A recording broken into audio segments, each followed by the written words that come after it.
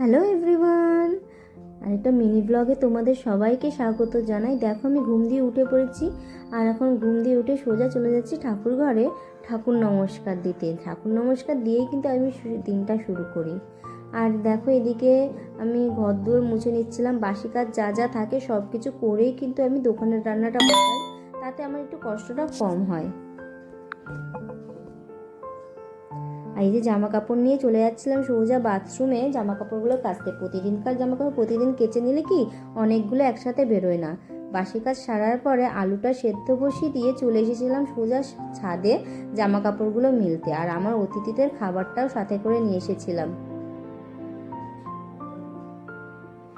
এদিকে দেখো আমি সব জামা কাপড় একে একে মিলে নিচ্ছিলাম, তাড়াতাড়ি করেই আমি জামা কাপড়টা কাচা হয় বলে তাড়াতাড়ি করেই মিলে দিই, কারণ এখন তো বৃষ্টির দিন, কখন বৃষ্টি চলে আসবে আর আমার জামা কাপড়গুলো শুকাবে না। আর আমার এখানে অতিথিদের খাবারগুলো দিয়ে দিচ্ছিলাম। সকাল হতে না হতেই অতিথিরা কিন্তু এসে হাজির হয়ে যায় আর চিচি করে ছাদে।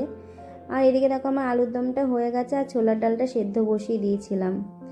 দোকানের রান্না কমপ্লিট করে স্নান করে চলে গিয়েছিলাম ছাদে পুজো দেবো বলে পুজোর ফুল তুলতে। আমার কাছে কিন্তু বিভিন্ন ধরনের জবা ফুলের গাছ আছে, মোট 9 রকমের জবা ফুলের গাছ আছে। এই জবা ফুলটাই নতুন আজকে ফুটলো, কত বড় একটা জবা ফুল ফুটেছে দেখো, খুব ভালো লাগে কিন্তু এই ফুল দিয়ে পুজো দিতে।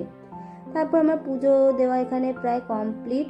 পুজো দেওয়া হয়ে গেলে প্রসাদ নামিয়ে আমি চলে যাব দোকানের উদ্দেশ্যে, দোকানের কাজ করার জন্য। চলো তাহলে এখানে আমার ব্লগটা শেষ করছি। কেমন লাগলো ভিডিওটা অবশ্যই লাইক কমেন্ট শেয়ার করে জানিও।